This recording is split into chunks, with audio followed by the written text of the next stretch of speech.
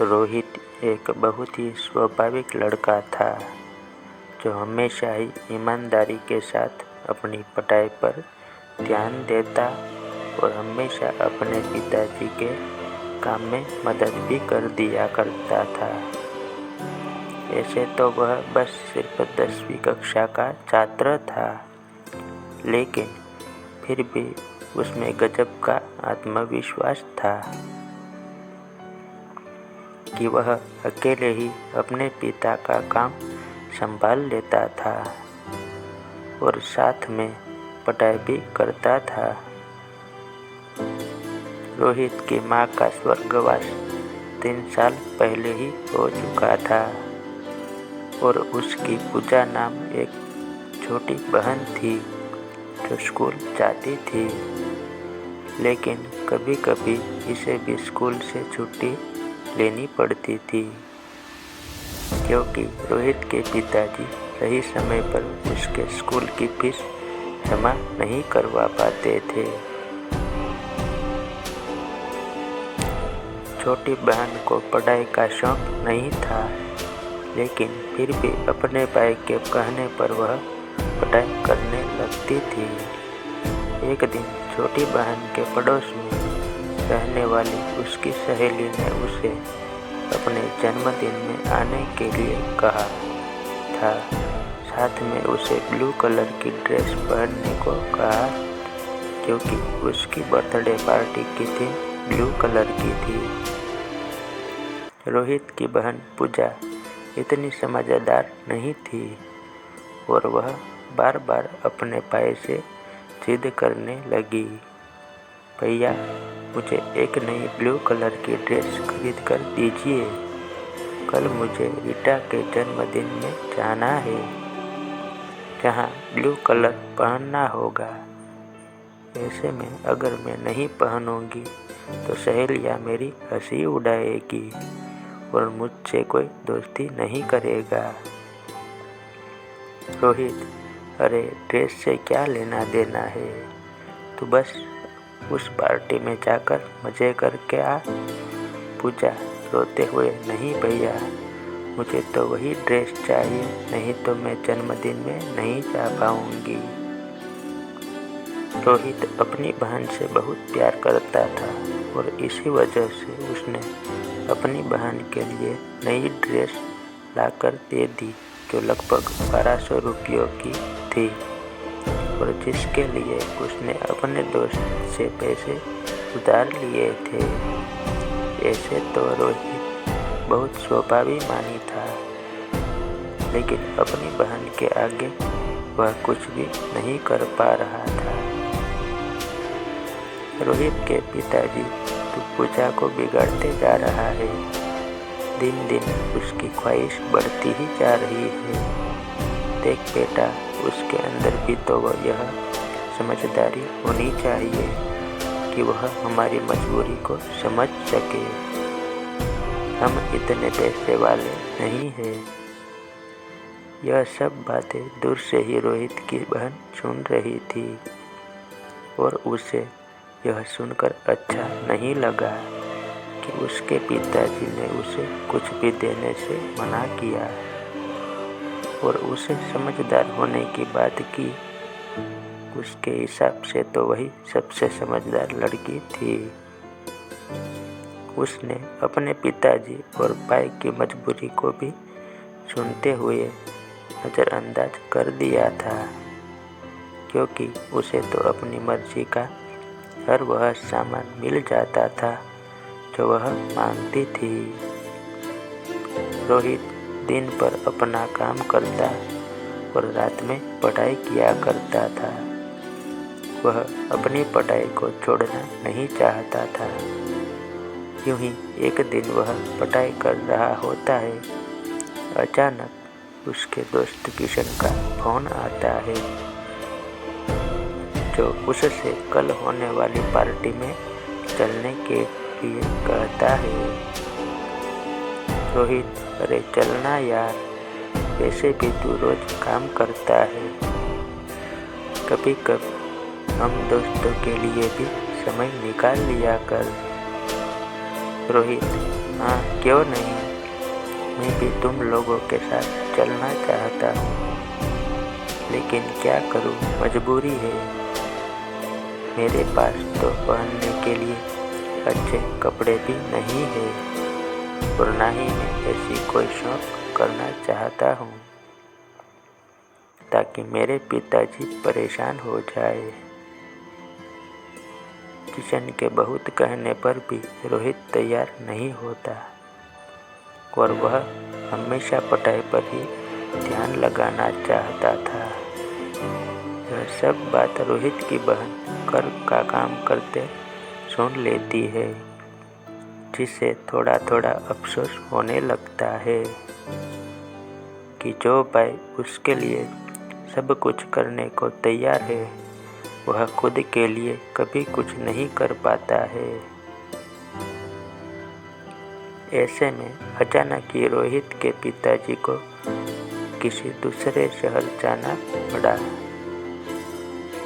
जहाँ पर कुछ जरूरी काम था।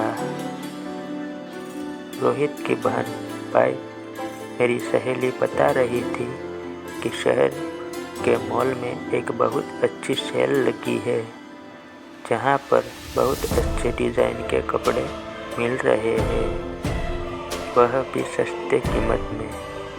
मुझे भी वहाँ से कोई अच्छी सी ड्रेस लेकर दो ना, जिसे मैं अपने जन्मदिन में पहन सकूं और मेरी सहेलियों को नीचा दिखा सकूं। रोहित, तुम यह गलत सोच रही हो। हमें कभी किसी को नीचा नहीं दिखाना चाहिए, बल्कि अपने कर्मों पर भरोसा रखना चाहिए। पूजा, भैया, आप ये मुझे दिला सकते हैं, नहीं तो पिताजी तो हमें लेने ही नहीं देंगे। दिन भर अपनी मजबूरियां बताते रहते हैं और कभी मेरा ध्यान भी नहीं रखते हैं। रोहित उस समय चुप हो जाता है, क्योंकि उसे अपने पिताजी की मजबूरी अच्छे से मालूम है। लेकिन छोटी बहन पूजा इन सब बातों से अनजान थी। तभी रोहित को ख्याल आता है कि उस सेल में जाने के लिए महंगी टिकट की ज़रूरत पड़ती है, जो उसके पास नहीं है। ऐसे में वह दौड़कर अपने गुल्लक को टटोलने लगता है और एक एक करके पैसे जोड़ने लगता है, ताकि वह अपनी बहन के लिए उस सेल की टिकट ला सके। यह सब देखकर रोहित की बहन का कलेजा फट जाता है और वो जोर जोर से रोने लगती है। उसे रोता हुआ देखकर रोहित दौड़कर पूजा के पास जाता है। क्या हुआ? तुम इस तरह से क्यों रो रही हो? बहन पूजा रोते हुए, आज तक आपने हमेशा मेरी खुशियाँ का ख्याल रखा है। वो हर चीज़ मुझे दिलाई जो मैं मांगती रही, लेकिन कभी भी मैंने आपसे यह नहीं पूछा कि आखिर आप इन पैसों का इंतजाम कहाँ से करते हैं। लेकिन आपको एक एक रुपये जोड़ते देखकर मुझे बहुत दुख हुआ कि आप मेरी खुशी के लिए इतना कुछ कर सकते हैं, लेकिन मैं हमेशा स्वार्थी बनी रही।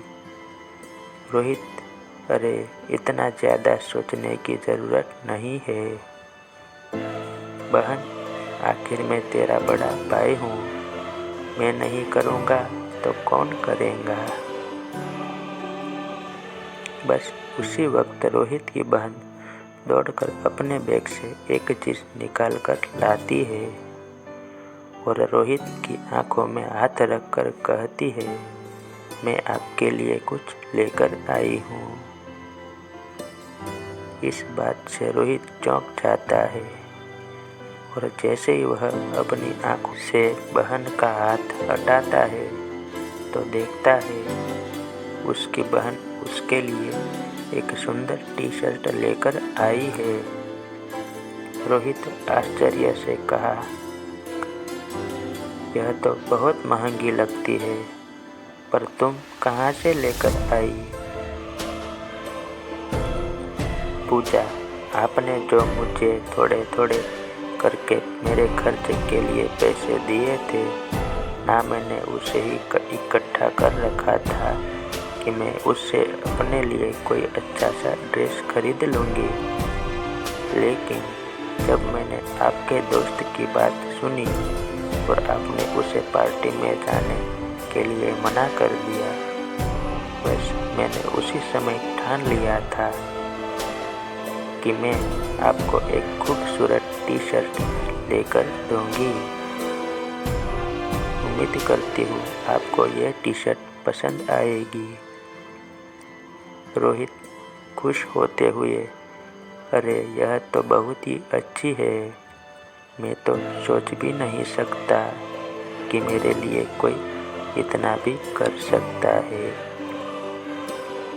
पूजा भावुक होते हुए, यह तो मेरी तरफ से एक छोटा सा तोहफा है, लेकिन आज तक आपने जो मुझे प्यार और सम्मान दिया है उसकी तो कोई भी तुलना नहीं की जा सकती।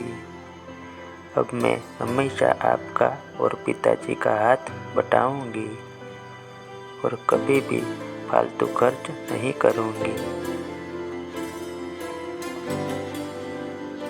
बहन की समझदारी वाली बातों को सुनकर रोहित की आंखों में भी आंसू आ जाते हैं और तभी पिताजी वहां खड़े होकर उन दोनों को देख रहे होते हैं। अब पिताजी की आंखों में भी रोहित के साथ साथ पूजा के लिए भी गर्व के भाव आ जाते हैं और वे दोनों बच्चों को गले से लगा लेते हैं। लेकिन बदलते दुनिया और इस जीवन की अपनी धुन में हम इतने अयासी करने में होते हैं कि किसी को अपना समय भी नहीं दे पाते हैं। जहाँ तक मेरा मानना है कि किसी के लिए किसी का सबसे बड़ी भेंट किसी को वक्त देना होता है, कि कोई भी किसी को जब अपना वक्त देता है तो वह उसको सिर्फ अपना वक्त नहीं दे रहा होता है, वह अपने जीवन का एक हिस्सा, या ऐसे कहे तो वह अपना जीवन दे रहा होता है।